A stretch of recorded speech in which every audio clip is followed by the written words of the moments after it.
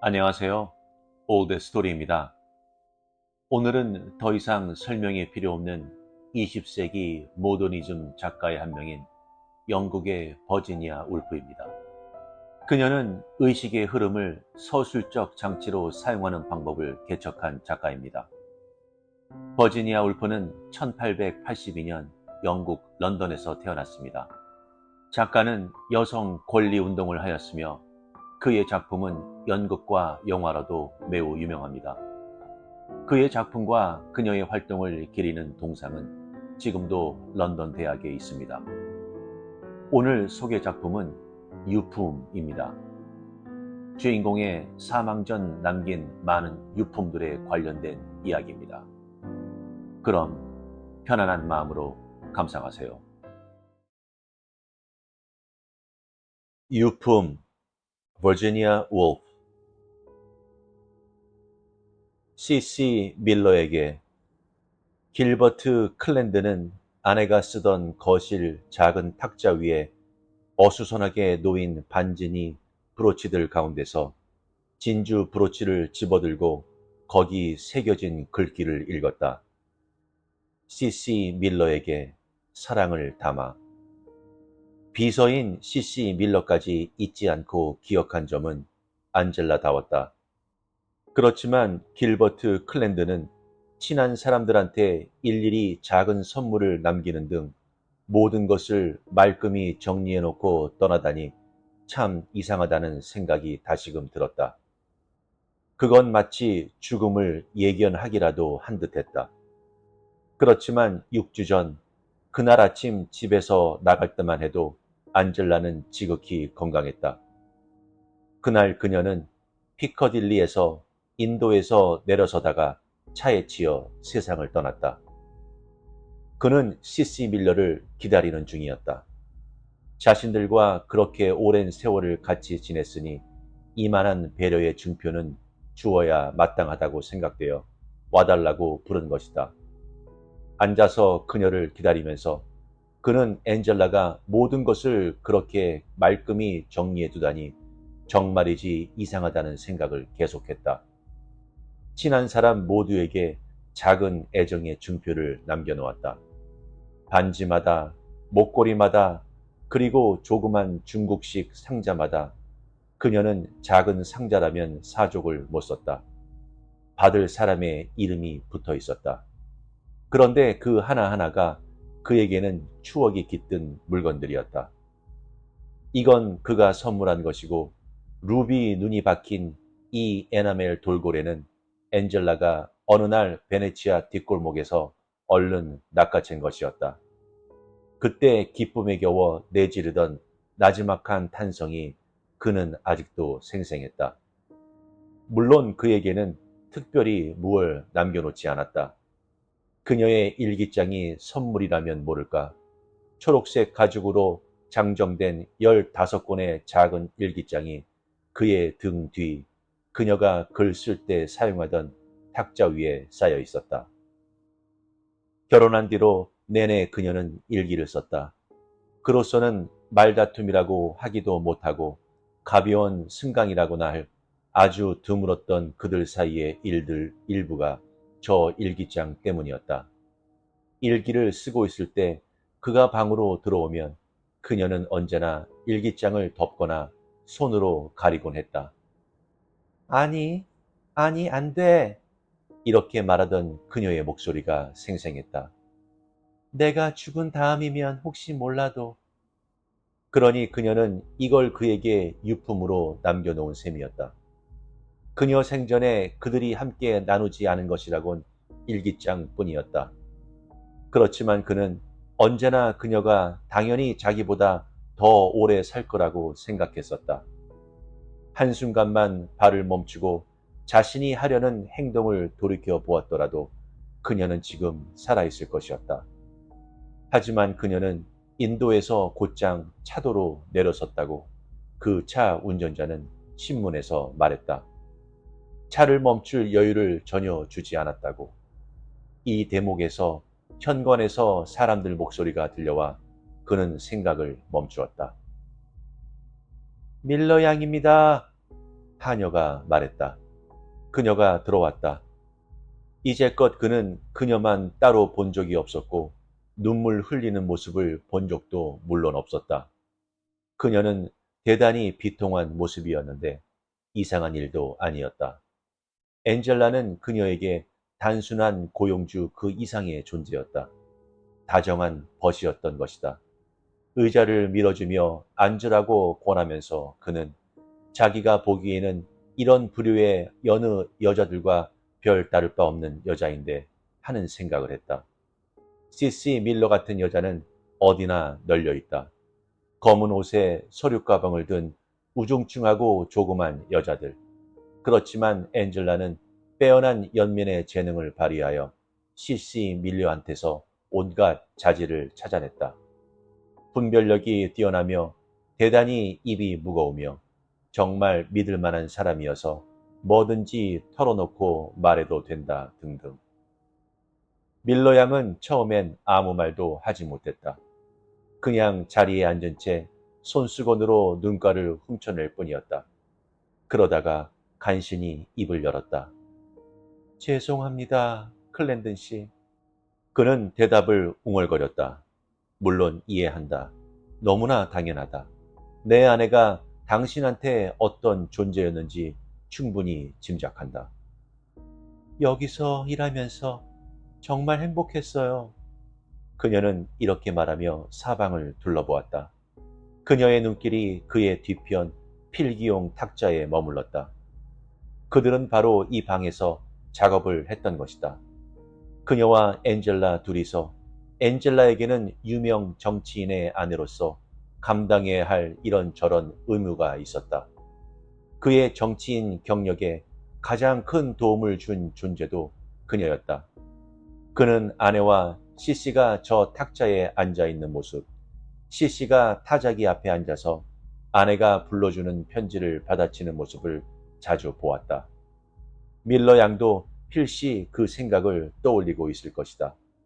이제 그는 아내가 그녀에게 남긴 브로치를 건네주기만 하면 되었다. 브로치는 좀 어울리지 않는 선물 같았다. 얼마간의 돈이나 아니면 차라리 타자기를 주는 편이 더 나았을 것이다. 그렇지만 이미 CC 밀러에게 사랑을 담아 라고 새긴 게 여기 있으니 그래서 그는 브로치를 집어들고 미리 생각해둔 짤막한 인사말과 함께 건넸다. 이것을 귀하게 여겨줄 거라고 생각한다. 아내가 자주 달던 것이니 하고 그는 말했다. 그러나 그녀는 브로치를 받으며 마치 그녀도 인사말을 생각해 놓은 모양으로 대답했다. 언제나 소중하게 간직하겠다고. 그녀에게 진주 브로치를 달아도 아주 어색해 보이지는 않을 다른 옷이 아마 있겠지 하고 그는 생각했다. 그녀는 비서직의 제복처럼 보이는 꼭 끼는 검정 코트와 치마를 입고 있었다. 그러다 그는 기억이 났다. 그래, 물론 상복을 입은 것이었다. 그녀 역시 비극적인 일을 당했는데 그녀가 헌신적으로 따르던 오빠가 엔젤라보다 바로 한두 주 전에 사망한 것이다. 무슨 사고라도 했던가? 기억나는 것은 자기한테 그 이야기를 하던 엔젤라의 모습뿐이었다. 연민에 뛰어난 재능을 지닌 엔젤라는 굉장히 속상해했다. 그런 사이 CC 밀러는 이미 자리에서 일어나 장갑을 끼고 있었다. 폐가 될까봐 조심하는 게 분명했다. 그렇지만 그녀의 앞날에 대해서 뭔가 한마디 해주지 않고 보낼 수는 없었다. 앞으로 어떻게 할 생각인지, 뭐 자기가 도와줄 일은 없겠는가. 그녀는 타자기 앞에 앉았던 일기장에 놓여있는 그 탁자를 응시하고 있었다. 그리고 엔젤라에 대한 추억에 사로잡힌 나머지 도와주겠다는 제안에 즉각 답을 하지 않았다. 잠깐이지만 무슨 말인지 알아듣지도 못한 듯했다. 그래서 그는 다시 말했다. 앞으로 어떻게 할 생각이요, 밀러 양? 앞으로요? 아, 괜찮아요, 클랜든 씨. 그녀는 외치듯 말했다. 저 때문에 신경 쓰지 마세요. 그는 이 말을 경제적 도움이 필요 없다는 뜻으로 받아들였다. 그런 제안은 역시 편지로 하는 것이 낫겠구나 하고 그는 깨달았다. 지금 할 수 있는 일은 그녀의 손을 힘주어 잡으며 이렇게 말하는 것 뿐이었다. 잊지 마시오, 밀러 양. 무슨 일이든 내가 필요하다면 기꺼이 도와줄 테니. 그리고 그는 문을 열어주었다. 갑자기 무슨 생각이 떠올랐는지 문지방에서 그녀는 잠깐 멈춰섰다. 클랜든 씨, 처음으로 그녀는 그를 똑바로 바라보며 말했고, 처음으로 그는 그녀의 눈에 어린 동정하면서도 탐색하는 듯한 표정에 놀랐다.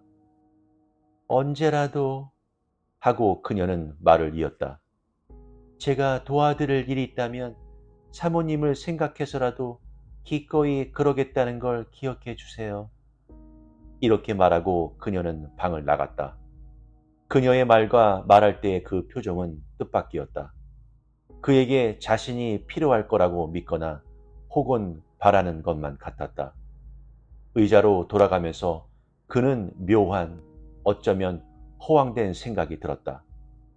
자기로서는 제대로 눈여겨본 적도 없었는데 소설가들이 말하듯 혹시라도 그 여러 해 동안 자기한테 연정을 품어온 것인가? 거울을 지나치다가 비친 자신의 모습이 눈에 들어왔다. 쉰이 넘었지만 그러나 거울 속의 모습대로 아직은 대단히 출중한 용모의 남성이라는 점을 스스로 인정하지 않을 수 없었다. 가엾은 C.C. 밀러. 그는 반쯤 웃으며 중얼거렸다. 이 우스갯거리를 아내와 함께 나눌 수 있게 된다면 얼마나 좋을까. 그는 본능적으로 그녀의 일기장으로 눈을 돌렸다. 길버트는 그는 아무데나 펼치고 있었다. 정말 멋있어 보였어. 마치 그의 물음에 그녀가 대답을 해주는 듯했다. 그녀는 당연히 당신은 여자들한테 아주 매력적이죠 라고 말하는 것 같았다. 시시 밀러도 당연히 그걸 느꼈겠지. 그는 계속 읽어나갔다. 그의 아내라는 게 얼마나 자랑스러운지, 그리고 그 역시 엔젤라의 남편이라는 게 언제나 자랑스러웠다. 어디 가서 외식을 하다가도 맞은편에 앉은 엔젤라를 바라보노라면 내 아내야말로 여기서 가장 아름다운 여자야 하고 생각한 적이 얼마나 잦았던가. 그는 계속 읽어나갔다. 하원 의원 선거에 출마했던 첫 해, 그들은 지역구를 순방했다. 길버트가 자리에 앉자 엄청난 박수갈채가 터져나왔다. 온 청중이 자리에서 일어나 노래를 불렀다. 그는 진짜 멋진 친구야. 나는 그만 감격했다. 그도 그때가 기억났다. 그녀는 그의 곁 연단 위에 앉아 있었다. 그에게 향하던 눈길을 볼 수 있었으며 그 눈엔 눈물이 또 얼마나 글썽했는지. 그 다음에는 그는 몇 페이지를 넘겼다. 그들은 베네치아로 갔었다. 선거가 끝난 후에 그 행복한 휴가를 그는 기억했다. 우리는 플로리안에서 아이스크림을 먹었다. 그는 미소를 지었다.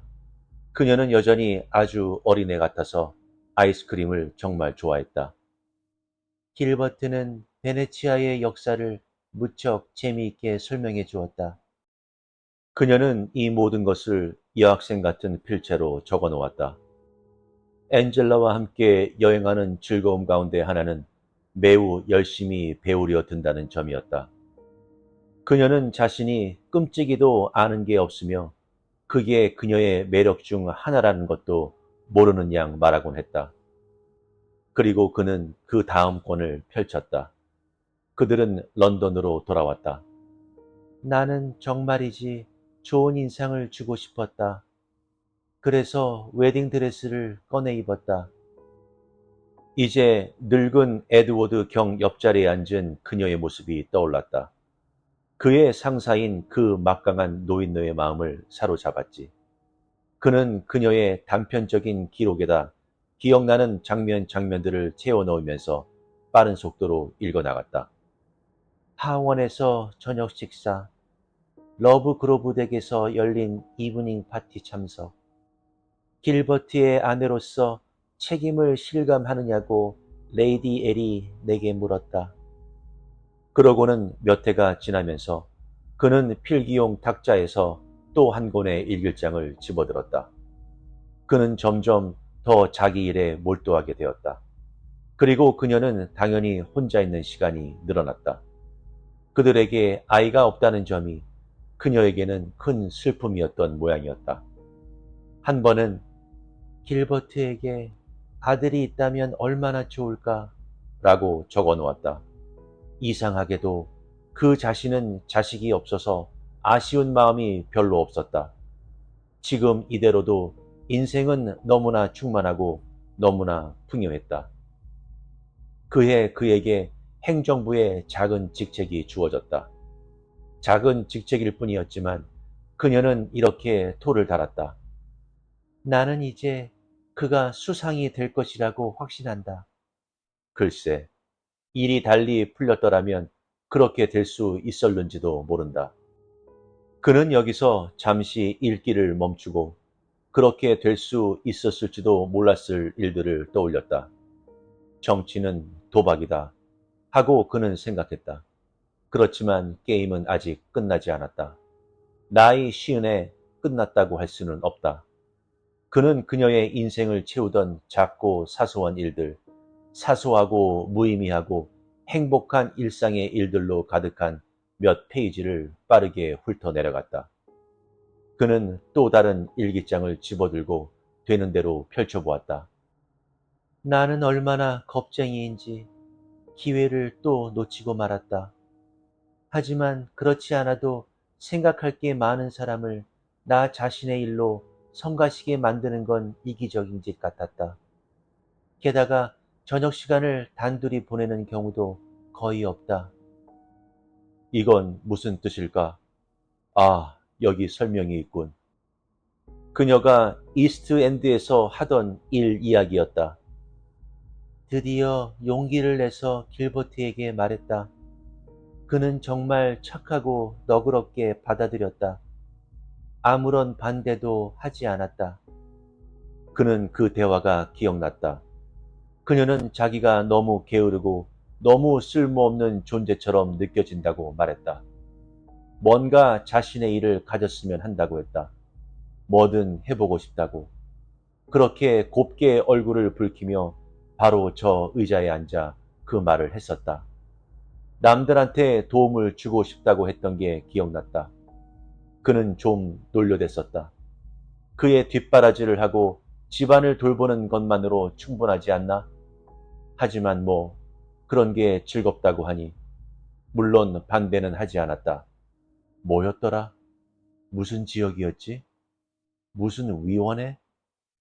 다만 무리해서 알아눕거나 하는 일은 없을 거라고 약속해 주어야겠다. 그녀는 화이트 채플이란 인구 과밀과 빈곤을 대표하던 런던 이스트엔드 한 구역에 간 모양이었다. 그럴 때 그녀가 입던 옷을 그가 얼마나 보기 싫어했는지 기억이 났다. 그렇지만 그녀는 그 일을 매우 진지하게 여긴 모양이었다. 일기장은 이런 내용들로 가득했다. 존스 부인을 만났다. 자식이 열이나 된다. 남편은 사고로 한쪽 팔을 잃었다. 릴리에게 일자리를 구해주려고 최선을 다했다. 그는 건너뛰었다. 그의 이름이 등장하는 빈도가 줄어들었다. 그의 관심도 시들해졌다. 어떤 내용들은 그로서는 이해하기 힘들었다. 가령 BM과 사회주의에 관한 열띤 논쟁을 했다. BM이 누구지? 그 이니셜을 맞출 수가 없었다. 무슨 위원회에서 만난 여자인가 보다고 그는 짐작했다. BM은 상류층을 격렬히 비난했다. 모임이 끝난 후 나는 BM과 함께 걸어서 돌아오며 그를 설득해 보려 했다. 그렇지만 그는 생각이 매우 편협하다. 그러니까 BM은 남자로군. 틀림없이. 지식인으로 자처하는 엔젤라 말대로 매우 격한 성격에 매우 편협한 그런 위인. 그녀는 그를 집으로 초대했던 모양이었다. BM이 저녁 식사에 왔다. 그가 미니와 악수를 했다. 그 느낌표에 그의 상상 속 그림이 또다시 달라졌다. BM은 하녀에게 식사 시중을 받아본 적이 없는 모양이었다. 미니와 악수를 했다는 말이다. 숙녀의 응접실에서 잘났다고 떠들어대는 그런 양순한 노동자인가 보았다. 그런 분류라면 길버트도 잘 알고 있고 그 표본인 BM이 누구든 간에 도무지 탐탁지 않았다. 그자가 여기 다시 나오는군. BM과 런던탑에 갔다. 그는 반드시 혁명이 일어날 거라고 말했다. 그는 우리가 바보의 천국에 살고 있다고 말했다. 이건 딱 BM 같은 작자가 할 만한 이야기로 길버트는 그의 말이 들리는 듯했다. 그의 모습 또한 매우 분명하게 떠올릴 수 있었다. 덥수룩한 수염에 붉은색 타이를 메고 트위드 양복을 입고 다니는 땅딸막하고 왜소한 체구에 정직한 주간 노동은 평생 해본 적이 없는 위인. 그는 계속 읽었다. BM은 에 대해서 매우 불쾌한 이야기를 좀 했다. 이름은 세심하게 지워져 있었다. 에 대한 비난이라면 더는 듣지 않겠다고 나는 그에게 말했다. 이번에도 이름이 삭제되어 있었다. 혹시 그의 이름은 아니었을까? 그래서 그가 들어오면 엔젤라가 읽을 장을 그렇게 얼른 덮어버렸던 걸까? 그런 생각이 들자 BM이 더더욱 싫어졌다. 뻔뻔스럽게도 바로 이 방에서 나를 놓고 왈가왈부했단 말이지. 엔젤라는 왜 나한테 한마디도 하지 않았을까? 무엇이든 숨긴다는 것은 정말 그녀답지 않은 일이었다. 엔젤라는 술집 그 자체였는데 그는 페이지를 넘기며 BM이 나오는 대목을 빼놓지 않고 읽어나갔다. BM은 나에게 어린 시절 이야기를 해주었다. 그의 어머니는 남의 집에 날품 팔러 다녔다. 그 생각을 하면 이렇게 사치스러운 생활을 한다는 게 참 견디기 힘들다. 모자 하나에 삼긴이라니. 이해가 안 되는 너무나 어려운 문제들을 붙들고 씨름하느라 그 조그맣고 불쌍한 머리를 괴롭히지 말고 나에게 털어놓고 의논만 했더라도 그는 그녀에게 책을 빌려주었다. 칼 막스, 혁명의 도래, 사회주의자 헨리 메이어스 하이드먼이 쓴 소책자, BM이라는 이니셜이 계속 등장했다. 그렇지만 왜 전체 이름은 한 번도 나오지 않을까?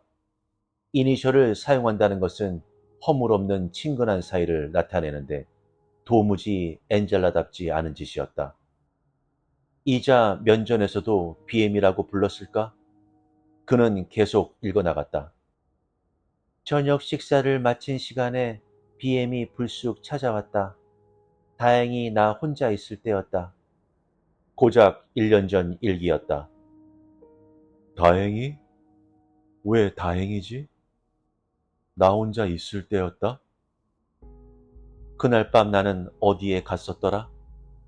그는 일정 수첩에서 그 날짜를 찾아보았다. 런던 시장 관저에서 만찬이 있던 날 밤이었다. 그렇다면 BM과 엔젤라는 그날 저녁을 단둘이 보냈던 것이다. 그는 그날 저녁의 일을 떠올려 보려고 애썼다. 집에 돌아왔을 때 아내가 자지 않고 기다리고 있었던가? 이 방이 여느 때와 똑같은 모습이었던가? 아무것도 생각나지 않았다. 시장 관저 만찬에서 자기가 했던 연설 말고는 전혀 아무것도. 그는 뭐가 어찌된 영문인지 점점 더 알 수 없어졌다. 아내가 모르는 남자를 혼자서 맞아들였다니. 어쩌면 다음 권을 보면 설명이 나올지도 모른다. 급히 그는 마지막 일기장, 세상을 떠나 그녀가 다 채우지 못한 그 일기장을 집어들었다. 바로 첫 페이지부터 그 빌어먹을 작자가 다시 등장했다. BM과 단둘이 저녁을 먹었다. 그는 매우 초조했다. 그는 이제 우리가 서로를 이해할 때가 되었다고 말했다. 나는 그를 설득해 보려고 했다. 그러나 그는 들으려 하지 않았다. 그는 위협하는 말로 만일 내가 끝내 그 페이지의 나머지 부분은 다 지워져 있었다. 그녀의 그 페이지에 온통 이집트, 이집트, 이집트라고 적어 놓았다. 그는 한마디도 알아먹을 수 없었다. 그렇지만 단 하나는 해석해낼 수 있었다. 이 불안당 같은 놈이 그녀에게 애인이 되어달라고 한 것이었다. 그의 방에서 단둘이서. 길버트 클랜던의 얼굴에 피가 확 몰렸다. 그는 급히 페이지를 넘겼다. 뭐라고 답했을까? 이제 이니셜은 나오지 않았다. 이제는 그저 그라고 적고 있었다. 그가 다시 찾아왔다. 나는 그에게 아무 결론도 내리지 못했다고 말했다. 나한테서 떠나달라고 간청했다. 바로 이 내 집으로 그녀에게 함부로 쳐들어왔었다는 거다. 그렇지만 왜 내겐 아무 말도 하지 않았지? 어떻게 한순간이라도 망설일 수가 있단 말이지? 그 다음에는 나는 그에게 편지를 썼다. 그러곤 몇 페이지가 비어 있었다. 그런 다음 내 편지에 무응답. 그러고는 또 텅 빈 몇 페이지. 그 다음에 이렇게. 그는 그가 위협하던 대로 했다. 그런 후엔 뭐라고 적혀 있지? 그는 책장을 연달아 넘겼다. 모두 비어 있었다. 그러나 거기 죽기 바로 하루 전 이렇게 적혀 있었다. 나도 그렇게 할 용기가 있을까? 그게 끝이었다. 길버트 클랜드는 일기장을 스르르 바닥에 떨어뜨렸다. 그의 앞에 그녀의 모습을 떠올렸다. 그녀가 피커들리 광장 인도 위에 서 있다. 눈은 뭔가를 응시하고 주먹은 꼭 쥐고 있다. 여기 자동차가 다가온다. 그는 참을 수가 없었다. 진실을 알아야만 했다. 그는 성큼성큼 전화기로 다가갔다. 밀러 양. 침묵이 흘렀다. 그러나 방 안에서 누군가 움직이는 기척이 들려왔다. CC 밀러입니다. 마침내 전화를 받는 그녀의 목소리가 들려왔다. 그는 병력같이 고함을 쳤다. BM이 누구요? 그녀의 벽난로 위에서 째각거리는 싸구려 시계소리가 들려오고 이어서 길게 내쉬는 한숨소리. 그리고 마침내 그녀가 말했다. 제 오빠입니다. 그 오빠가 맞구나. 자살했다는 그 오빠. 제가 설명드려야 할 게 있을지요?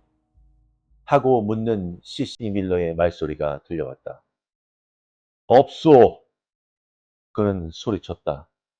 없단 말이오. 그도 자기에게 남겨진 유품을 받은 셈이었다. 그녀는 그에게 진실을 말해주었다. 그녀는 애인과 다시 결합하기 위해 인도에서 내려섰던 것이었다. 남편인 그로부터 벗어나기 위해 인도에서 내려섰던 것이었다.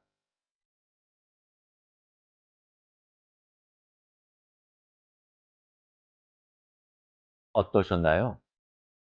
이 작품은 버지니아 울프의 단편 소설 중 하나로 결혼과 인간관계, 그리고 정체성을 탐구하는 이야기입니다. 이 작품은 울프가 즐겨 사용한 심리적 통찰과 내면의 흐름을 통해 독자들에게 깊은 인상을 남깁니다. 사망한 아내의 일기를 읽기 시작하면서 길버트는 그녀가 일상에서 보이지 않는 복잡한 내면 세계와 감정을 가지고 있음을 발견합니다.